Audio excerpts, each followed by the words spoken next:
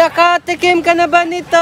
Nakatikim ka na ba nito? Nitong bunga? Eh, ang talbos, natikman mo na din. Gulayin mo. Kilalanin ang hagimit. Tinatawag ding hasimit na may scientific name na Ficus minahase. Kapamilya ng langka, Moraceae family. Ito ay native sa Pilipinas. Ang hinog nitong hawak ko ay nakakain. Anong lasa mo naman? Manamis-namis, hindi kasarapan pero pwede na. Yung individual na yan, maliliit na fig at yan ay edible. Ayan siya, maliliit lang.